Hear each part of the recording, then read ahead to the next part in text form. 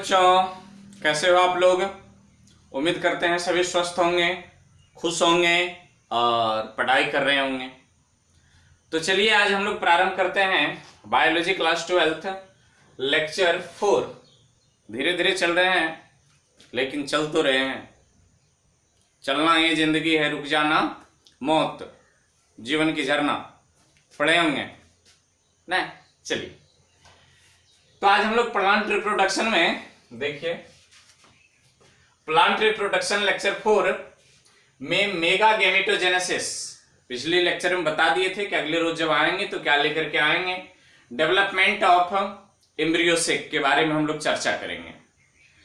तो development of एम्ब्रियोसिक से पहले आप लेक्चर 3 मेगा स्पोरोजेनेसिस कैसे बनता है, मेगा स्पोर क्या होता है, इसके बारे में आप जरूर जान रहे होंगे। या नहीं जानते हैं तो आप निश्चित एक बार लेक्चर 3 जाकर के देख लेंगे, मेगा स्पोरोजेनेसिस लेक्चर 3। तो आइए आगे बढ़ते हैं। जैसा आप देख रहे हैं लिखा हुआ, मुझे उम्मीद है स्पष्ट दिखाई दे रही होगी, मेगा स्पोर। फिर पिछले रोज जहां से छोड़े थे वहीं से इसको प्रारंभ करते हैं। मेगा स्पोर से मेगा गेमिट, मेगा टर्म के लिए बताए थे कि मेगा का means female, mega means female, micro means male. तो जैसे ही मेगा टर्म आ गया तो फीमेल के लिए गेमिट आप बहुत पुरानी चीज है, बहुत पहले से जानते हैं, युग्मक कहते हैं इनको। ठीक, तो क्या कहता है, मेगा स्पोर से मेगा गेमिट या इम्ब्रियोसिक। इम्ब्रियोसिक, इम्ब्रियोसिक क्या, सिक, सिक का मीन्स थैली, सिक मीन्स थैली, जिसमें मेगा गेमिट होते हैं, उसी एरिया को हम लोग क्या कह देते हैं, इम्ब्रियोसिक कह देते हैं। या इम्ब्रियोसिक के विकास को मेगा गेमिटोजेनेसिस कहते हैं, के विकास को मेगा गेमिटोजेनेसिस कहते हैं। Term mega female, गेमिटो gamete, genesis निर्माण, फीमेल गेमिट के निर्माण को मेगा गेमिटोजेनेसिस कहते हैं। ये चीज हम लोग अभी प्लांट रिप्रोडक्शन के अंतर्गत पढ़ रहे हैं। गेमेटोजेनेसिस की क्रिया हम लोग वुमेन के केस में भी पढ़ेंगे। उम्मीद करते हैं कि आप तब तक बने रहेंगे। तो आइए आगे बढ़ते हैं। इम्ब्रियोसिक, अब देखिए जरा इनके विकास के बारे में क्या कहते हैं, फिर रे डायग्राम से समझाएंगे आपको कि इसका डायग्रामेटिक स्ट्रक्चर क्या होता है, डायग्राम कैसे बनाएंगे। तो चलिए देखिए यहां पर क्या कहता है, एम्ब्रियोसिक, समझ गए एम्ब्रियोसिक। एम्ब्रियोसिक का विकास 1 मेगास्पोर या 2 मेगास्पोर, 1 मेगास्पोर से जब होता है तो उसे मोनोस्पोरिक एम्ब्रियोसिक कहते हैं। यहीं से जानते जाइए, डेफिनेशन बना रहे हैं मोनोस्पोरिक का। जब एम्ब्रियोसिक का विकास 1 मेगास्पोर से होता है तो उसे मोनोस्पोरिक एम्ब्रियोसिक कहते हैं। जब एम्ब्रियोसिक का विकास 2 मेगास्पोर से होता है तो उसे बाइपोरिक एम्ब्रियोसिक कहते हैं, बाइपोरिक एम्ब्रियोसिक कहते हैं। जब एम्ब्रियोसिक का विकास 4 मेगास्पोर से होता है तो उसे टेट्रास्पोरिक कहते हैं। अब आइए इसको पढ़ते हैं। एम्ब्रियोसिक का विकास 1 मेगास्पोर, 2 मेगास्पोर या 4 मेगास्पोर से हो सकता है। बीच में छूट गए 3 से नहीं होता है, आगे होते हैं 5 से नहीं होते। याद रखेंगे एम्ब्रियोसिक का विकास, याद रख रहे हैं ना, हाँ याद रखिएगा। एम्ब्रियोसिक का विकास 1, 2 या 4 मेगास्पोर से ही होगा। आइए नीचे देखिए, 70% एंजियोस्पर्म, एंजियोस्पर्म सबको ही जानते हैं। एंजियोस्पर्म क्या है, बीजीय आवृत्ति पौधा, धान, गेहूं, मक्का, ज्वार, बाजरा, सीसम, कटहल, उसके बाद कटहल, आम, लीची, पापा आया मीन्स पपीता इत्यादि, ये सब जो आप देख रहे हैं ना, ये सब के सब एंजियोस्पर्म, ठीक। तो कहता है 70% एंजियोस्पर्म में एम्ब्रियो सेक का विकास, 70% एंजियोस्पर्म में एम्ब्रियो सेक का विकास 1 मेगास्पोर मींस मोनोस्पोरिक डेवलपमेंट होता है, 1 मेगास्पोर से होता है। इसे कोष्ट में लिख दिए हैं monosporic most common. Monosporic embryo sac जो होते हैं वो मोस्ट कॉमन है। मोस्ट कॉमन क्या है? Maximum plant means maximum angiosperm में एम्ब्रियो सेक का डेवलपमेंट किससे होता है? 1 मेगास्पोर से। मेगास्पोर पिछले लेक्चर में, तो 1 मेगास्पोर से होता है। जब ये 1 मेगास्पोर से होता है तब इसे हम लोग कहते हैं मोनोस्पोरिक, और ये मोस्ट कॉमन है, सर्वाधिक पाए जाने वाले तरीका है एम्ब्रियो सेक के डेवलपमेंट का। आइए नेक्स्ट देखते हैं क्या कहता है। एम्ब्रियो सेक के विकास के दौरान, एम्ब्रियो सेक के विकास के दौरान, एम्ब्रियो सेक के विकास के दौरान मेगास्पोर 3 बार माइटोसिस कोशिका विभाजन के द्वारा 8 सेल का 8 सेल का व्युत्पन्न करता है। 8 सेल का व्युत्पन्न करता है जो 4-4 के समूह में बंटकर माइक्रोपाइल तथा चलाजा की ओर व्यवस्थित हो जाता है। क्या समझे? 4-4 के समूह में बंट करके, 4-4 के समूह में बंट करके माइक्रोपाइल और चलाजा, आप ओव्यूल के स्ट्रक्चर को देखिए, उसमें पता चल जाएगा कि माइक्रोपाइल किधर है और चलाजा किधर है। इससे पिछला लेक्चर एकदम मोस्ट इंपॉर्टेंट है, मोस्ट इंपॉर्टेंट है, एक बार निश्चित देखें तो लेक्चर तीसरे को। तो माइक्रोपाइल तथा चलाजा की ओर व्यवस्थित हो जाता है। इसमें कुछ बातें और लिखनी है, इनको फटाक से आप छाप लीजिए।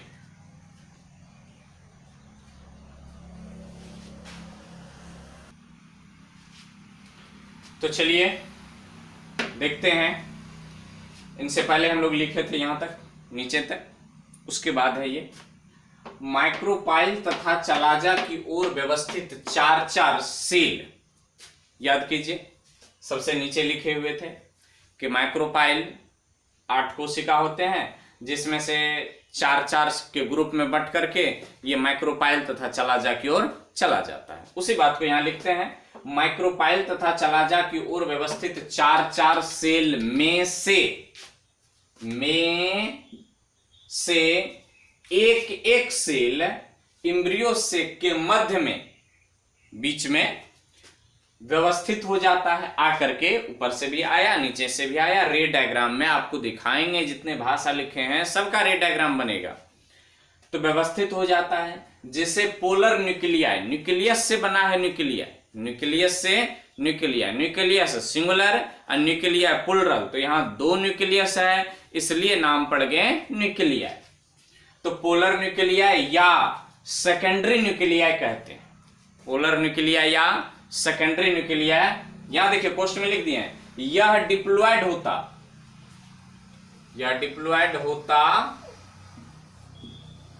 है। यह क्या होता है? डिप्लॉयड होता है। कैसे? जरा देखिए, N+N पहले बताए थे कि ये सारी 4 के 4 जितने भी सेल एम्ब्रियो सेक के अंदर बनते हैं, 8 सेल, 8 के 8 हैप्लॉइड होते हैं। तो 4 ऊपर और 4 नीचे दिखाई दे रहा है। ओ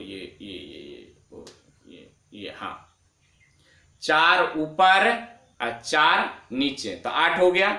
ये 4 के चारों जो है ऊपर चला जा, नीचे माइक्रोपाइल। ये 4 के 4 सॉरी 8 के 8 हैप्लॉइड होते हैं। अब यहां से ये भाई साहब और ये नीचे से ये भाई साहब, तो ऊपर बच गए 3, नीचे बच गए 3। ये दोनों भाई साहब आकर के बीच में यहां ऐसे करके व्यवस्थित हो जाते हैं। तो एक केंद्रकीय, एक केंद्रकीय, हैप्लॉइड ये, हैप्लॉइड ये, तो हैप्लॉइड मिल गया तो क्या बन गया? डिप्लॉइड। इसलिए कहते हैं कि यह क्या होता है? डिप्लॉइड होता है। आइए चलाजा की ओर व्यवस्थित शेष 3 सेल, पहले कितने थे 4, एक ऊपर से चलाजा से आया, एक मैक्रोपाइल से, तो चलाजा के साइड में कितने बच गए हैं 3, और मैक्रोपाइल के साइड में कितने बच गए और 3। तो यही कहता है चलाजा की ओर व्यवस्थित शेष 3 सेल को एंटीपोडल सेल कहते हैं। नाम याद रखेंगे एंटीपोडल सेल। ये तीनों हैप्लोइड होते हैं, ये तो बात तो पहले ही क्लियर हो चुकी है कि ये सब क्या होते हैं, हैप्लोइड होते हैं। आइए मैक्रोपाइल की ओर व्यवस्थित शेष 3 सेल, अब मैक्रोपाइल की ओर भी 3 सेल शेष रह गए थे। मैक्रोपाइल की ओर व्यवस्थित शेष 3 सेल में मध्य का सेल माने बीच वाला 3 गो है ना, जैसे ये देखिए 3 गो है, तो साइड वाला और ये मध्य वाला, जैसे ये तीनों देखिए साइड का, ये मध्य का, तो ये मध्य का, तो मध्य का सेल आकार में बड़ा होता है। जैसे ये उंगली को देखिए, ये आकार में बड़ा है, समझ लीजिए कि जैसे ये आकार में बड़ा है तो वो भी क्या होते हैं, आकार में बड़ा होता है, जिसे एग या ओवम कहते हैं। यही तो फीमेल गेमिट है, एग या ओवम को ही तो हम फीमेल गेमिट कहते हैं, और यही तो रिप्रोडक्शन में भाग लेगा, यही तो फ्यूजन करेगा। आई बात समझ में, एग या ओवम कहते हैं। यहां देखिए जरा, एग या ओवम के दोनों ओर, चूंकि 3 सेल थे जिसमें से एक तो एग बन गया या ओवम बन गया, तो एग या ओवम के दोनों ओर व्यवस्थित शेष दोनों सेल, दोनों ओर, ये देखिए ये तो बीच वाला हो गया, ये सेल और ये सेल, ये सेल और ये सेल, ये सेल और ये सेल, ये दोनों सेल शेष दोनों कोशिका को सिनर्जिड्स कहते हैं। इसका क्या नाम है, सिनर्जिड्स। 2 लाइन की बातें और रह चुकी है, उसको देख लेते हैं, उसके बाद फिर रे डायग्राम देखेंगे, इनको फटाक से इनको छाप लिया जाए।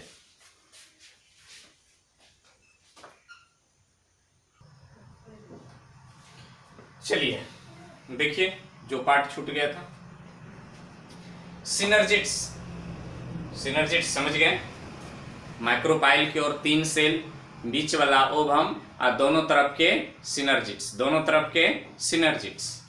तो क्या लिखें, सिनर्जिड्स के बेस पर हेयर हो गया, यहां हेयर होगा, ठीक, हेयर लाइक कई संरचनाओं के झुंड पाए जाते हैं, दिखाएंगे फिगर में, कई संरचनाओं के झुंड पाए जाते हैं, जिसे फिलीफॉर्म एपैरेटस, अभी नाम जान लीजिए फिलीफॉर्म। अब कितने बच्चे ऐसे हैं कहते हैं फिलीफॉर्म एपैरेटस क्या होता है, भैया कह रहे हैं कि सिनर्जिड्स के बेस पर हेयर लाइक कई संरचनाओं के झुंड पाए जाते हैं, जिसे फिलीफॉर्म एपैरेटस कहते हैं। यह फिलीफॉर्म एपैरेटस एम्ब्रियोसेक में पोलन ट्यूब के प्रवेश का दिशा निर्देश करता है कि किधर पोलन ट्यूब जाएगा, किधर पोलन ट्यूब नहीं जाएगा, इसी को गाइड करता है कौन, ये फिलीफॉर्म एपैरेटस।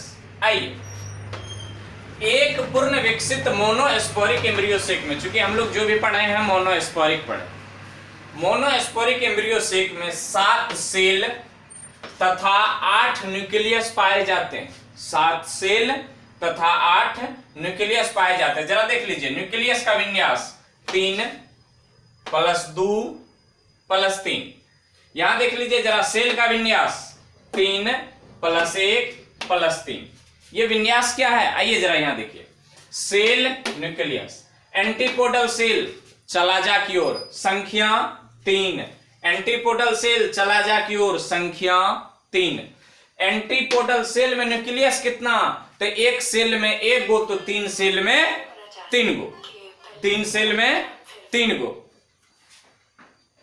कितने, 3 सेल में 3 गो, 1 + 1 + 1। आइए सेकेंडरी न्यूक्लियस कितने, 1, सेकेंडरी न्यूक्लियस के सेल कितने, 1, सेकेंडरी न्यूक्लियस के सेल कितने, 1, उसमें न्यूक्लियस कितना, 1 चलाजा की ओर से, 1 माइक्रोपाइल की ओर से, तो 1 + 1, न्यूक्लियस कितना, 2, सिनर्जिड्स की संख्या, ये दोनों एक ही जगह पाए जाते हैं,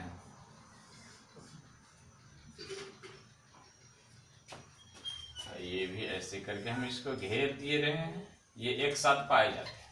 ठीक, सिनर्जिड्स 2, ओवम 1, ये सब के सब किधर की ओर, मैक्रोपाइल की ओर। तो यहां सेल की संख्या देखें तो 2 ये और 1 ये, तो कितना हो गया 3, तो 3। उसके बाद न्यूक्लियस की बात कर लें तो 2 न्यूक्लियस ये, चूंकि 1+1 2 सिनर्जिड्स, और यहां पर 1, तो यहां पर क्या हो गया 1+1 2 और +1 3। ये रही लेखन संबंधित बात एम्ब्रियो सेक के डेवलपमेंट में, क्या कैसे कहां क्या होता है। आइए जरा इनको फटाफट हम लोग रे डायग्राम से समझते हैं, जल्दी से इनको नोट कर लें।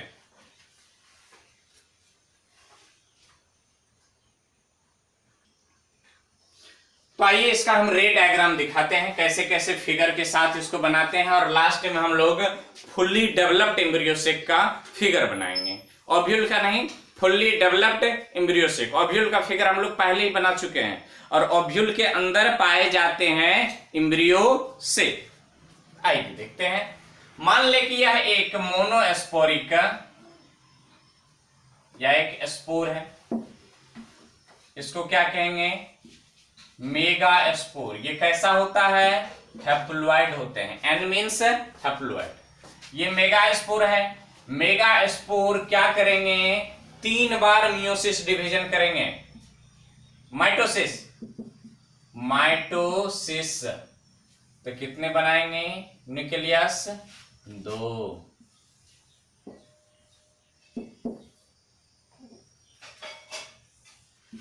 फिर माइटोसिस,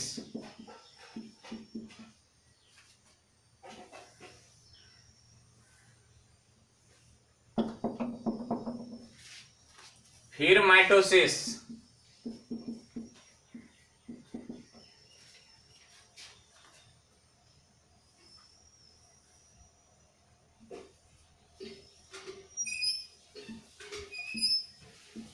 एक 2 3 4 5 6 7 8। फाइनल कितने डॉटर सेल बनाए,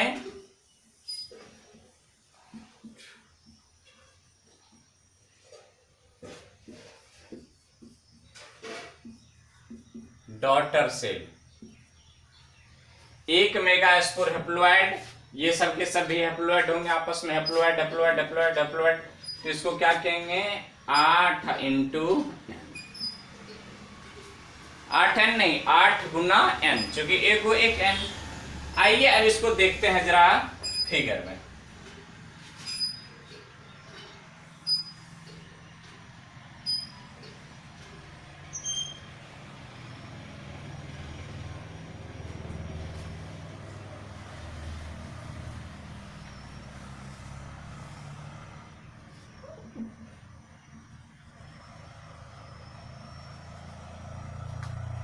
माइटोसिस,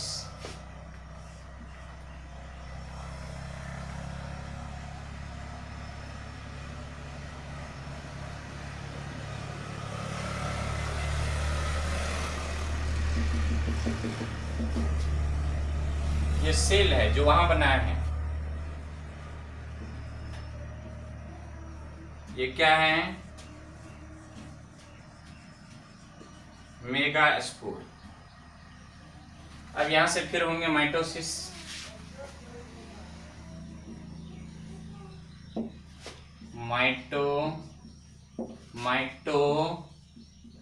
माइटोसिस हुए हैं।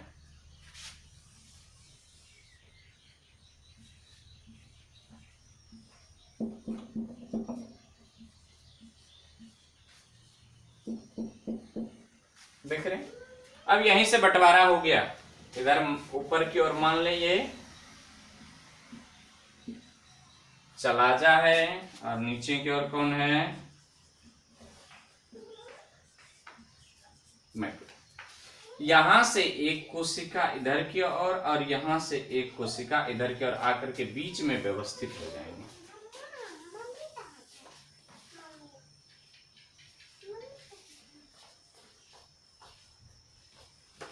1 2 3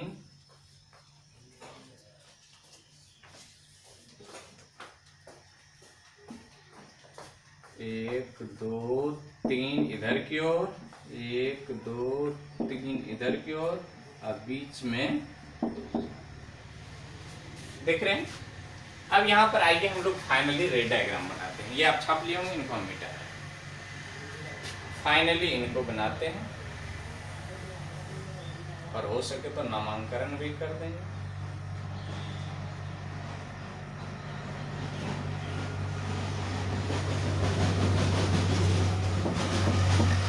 ऊपर चला जा, नीचे माइक्रोपाइल।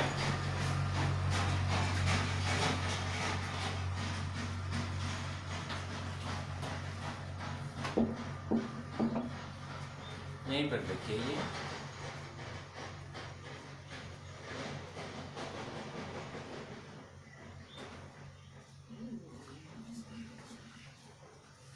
देख रहे हैं।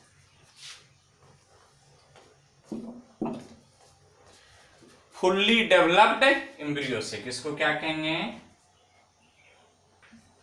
Fully developed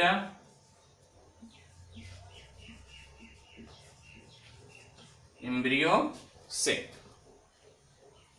fully developed embryo से। ऊपर वाला जो सेल ये तीनों देख रहे हैं,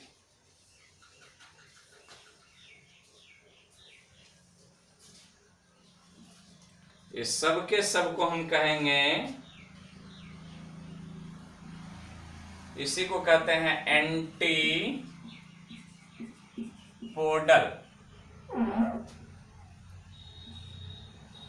एंटीपोडल, एंटीपोडल ये देख रहे हैं, इसी को हम लोग कहते हैं सेकेंडरी न्यूक्लिया। ये आप बड़ा वाला देख रहे हैं, इसी को कहते हैं एग या ओवम। कैमरा पीछे, ओवम। अब यहां से इसको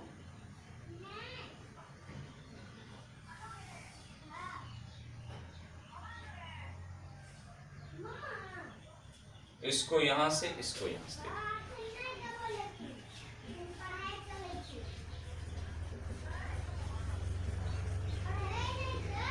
सिनर्जिड्स कहते हैं इसको।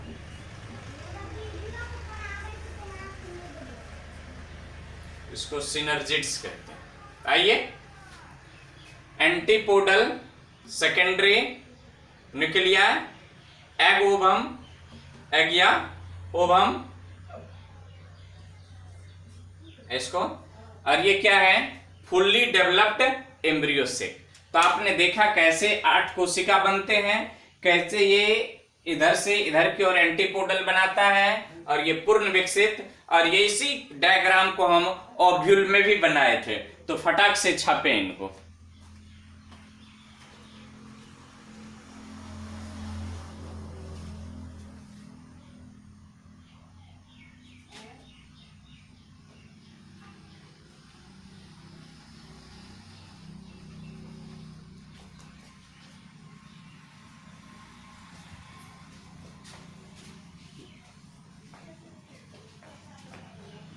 तो उम्मीद करते हैं आप छाप लिए होंगे। तो आज लेते हैं हम आप लोगों से विदा। फिर मिलेंगे अगले एपिसोड में एक छोटी सी डेफिनेशन एपोस्पोरी एंड पॉलिनेशन के साथ। तब तक के लिए आप इन्हें तैयार करते रहें। यदि वीडियो अच्छी लगे, समझ में आए, तो कमेंट, लाइक, शेयर निश्चित करें। यदि आप नए हों तो चैनल को सब्सक्राइब कर लें, दोस्तों में भी इसे शेयर करें, ताकि अधिक से अधिक जो परीक्षार्थी हैं, जो छात्र हैं, उन्हें लाभ मिल सके। तो आज की कहानी यहीं तक, फिर मिलेंगे अगले एपिसोड में। तब तक के लिए शुभ विदा। बने रहेंगे अगले कार्यक्रम के साथ। जय हिंद, जय भारत।